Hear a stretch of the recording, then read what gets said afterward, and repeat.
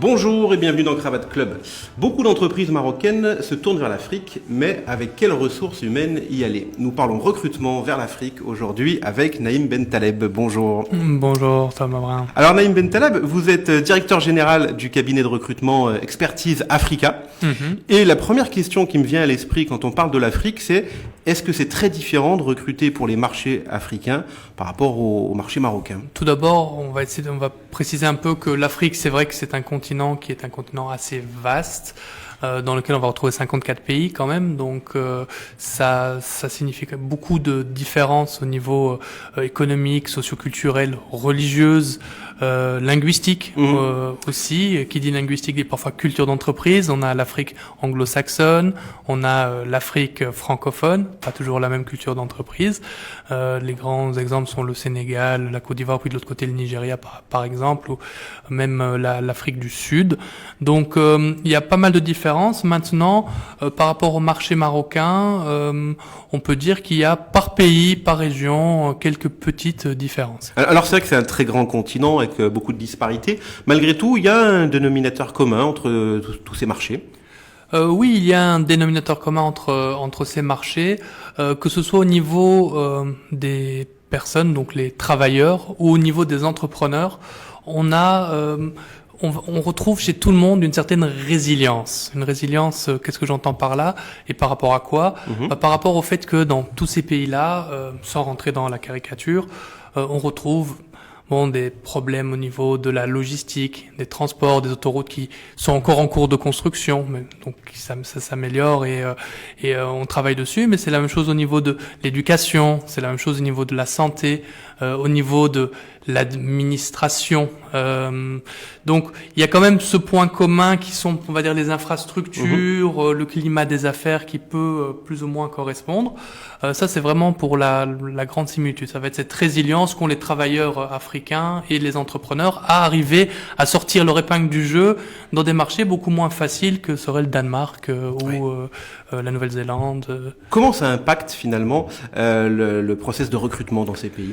Mais justement, au niveau des process de recrutement, ça veut dire que on aura peut-être en tant qu'entreprise pas tous les mêmes outils qu'on va retrouver par exemple dans d'autres marchés.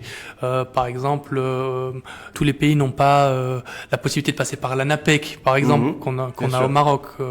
Certains sites au niveau digital, même si on commence à avoir de plus en plus une poussée du mobile et de tous les outils digitaux sur le continent africain, il y a parfois un manque dans ces outils de communication qui permettrait aux entreprises de faire connaître leurs offres d'emploi, par exemple, leurs projets.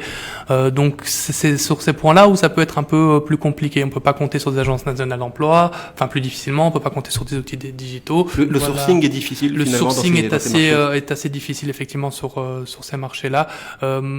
Pour les cadres, on peut les retrouver sur certains réseaux sociaux, mais quand on doit remplir une usine, par exemple, avec des travailleurs, il faut quand même un réseau local, savoir un peu comment ça fonctionne. Alors justement, pour les entreprises marocaines qui vont sur ces marchés, c'est un véritable défi. Les cadres, par exemple, quelle est la tendance? Est-ce qu'on recrute des cadres marocains qui vont s'expatrier, ou est-ce qu'on va plutôt chercher à recruter localement des cadres? Alors pour les entreprises marocaines, tout va dépendre du type de profil qu'on aimerait recruter sur place. C'est-à-dire que si on a par exemple besoin de commerciaux, ou si on a besoin de faire de la prospection, si on a besoin de nouer des contacts d'affaires ou installer des nouvelles usines, il est toujours mieux d'avoir soit un monsieur Afrique, comme on l'appelle, quelqu'un qui connaît très bien la région, ou vraiment travailler sur des compétences locales qui connaissent un peu l'environnement socioculturel, qui font parfois partie de certaines communautés religieuses. Par exemple, au Sénégal, c'est assez important. Ou alors, si par exemple l'entreprise marocaine ou étrangère souhaite s'implanter sur le continent africain ou sur certains pays, c'est toujours bien d'envoyer quelqu'un de la maison mère pour venir mettre en place des process, certaines normes. Quelqu'un qui connaît bien la culture d'entreprise, qui est bien immergé depuis plusieurs années, par exemple dans la maison mère à Casablanca. Les groupes marocains aiment bien, par exemple, envoyer des DG marocains ou des directeurs financiers marocains. Qui vont quand même contrôler les comptes, contrôler la gestion. Par contre, tout ce qui va être achat, logistique, marketing, sales, c'est toujours, ça peut toujours très important et intéressant d'avoir des ressources locales. Et quand on parle de ressources locales, une des particularités de l'Afrique, c'est que les travailleurs africains sont comme tous les autres travailleurs. C'est-à-dire qu'aujourd'hui, nous avons de plus en plus d'entreprises africaines qui sont mondialisées. C'est-à-dire que, par exemple, hier encore, une entreprise au Nigeria, certainement, a levé 200 ou 300 000 dollars pour une start-up. Donc, ça veut dire quoi? Fonds d'investissement internationaux, normes internationales, on attend un certain type de reporting. Et donc, les ressources qui travaillent là ont cette maîtrise-là.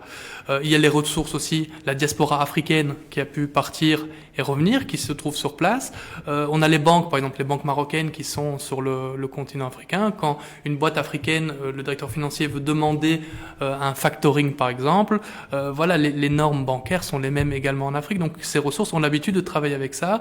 Idem dans les usines, etc. Quand on souhaite, en tant qu'entreprise africaine, exporter vers l'Europe, on connaît la liste des normes européennes, etc. Donc, ISO, les entreprises africaines sont mondialisées aussi, et donc ont des ressources, ont des compétences, et on peut compter sur ces compétences africaines. Alors, est-ce que c'est là que réside la difficulté quand on veut recruter plutôt localement, parce qu'au Maroc on sait faire, mais quand on veut recruter localement un cadre, qu'est-ce que vous recommandez, vous? Est-ce qu'il faut être évidemment sur place, ou peut-être tabler, comme vous l'avez dit, sur la diaspora, qui a peut-être quitté le pays au moment de ses études, mais qui peut être amené à revenir dans ce pays, par exemple? Oui, alors la meilleure des choses à faire serait de contacter un cabinet comme le nôtre. Bien sûr. On a raison. Ce serait la chose la plus intelligente à faire. Mais bon, blague à part, ce qui est important, ça va vraiment dépendre du projet. Mais effectivement, il est important de tisser un réseau localement, d'essayer de créer des viviers de candidats faisant partie de la diaspora, mais une fois de plus, c'est quand même important d'avoir une diaspora sénégalaise si on veut aller au Sénégal, une diaspora de la Côte d'Ivoire si on veut aller en Côte d'Ivoire. Faut être assez précis, parce que c'est pas facile pour un Ivoirien de faire du business au Sénégal, où il y a aussi parfois un peu de rivalité entre les pays, comme on peut l'avoir entre la Belgique et la France, par exemple. Donc c'est important d'avoir un réseau local, de travailler sur un vivier diaspora. Donc il y a beaucoup de choses à faire quand même, qui peuvent être assez chronophages pour une entreprise qui a un recrutement ponctuel. Il y a un travail de fond qui doit être fait quand même. Alors, vous parlez de la diaspora. Est-ce que les MRE constituent une option intéressante, étant donné qu'ils ont un profil international, des compétences, et qui peuvent être peut-être plus facilement amenés à s'expatrier? Oui, je pense que pour les MRE qui ont l'habitude de voyager, ou en tout cas de s'expatrier, l'Afrique est un continent plein d'opportunités. Ça, c'est quelque chose qu'ils doivent comprendre. Maintenant, c'est vrai que, et plusieurs études le montrent, les Marocains ou même les Africains ne rêvent pas tous de l'Afrique. Les pourcentages sont assez bas. En général, on préfère quand même l'Asie. On a encore un peu cette réticence. Alors que sur c'est le continent de demain, c'est le continent africain. On cesse de le répéter. Il y a vraiment, moi, je pense, une carte à jouer pour les MRE sur ce continent. Ce que vous dites est intéressant. Est-ce qu'il y a un paradoxe, à savoir, c'est le continent de demain, c'est là où résident les plus grandes potentialités, et pourtant le nombre de bons profils susceptibles d'y aller est réduit, et donc d'autant plus difficile à attirer?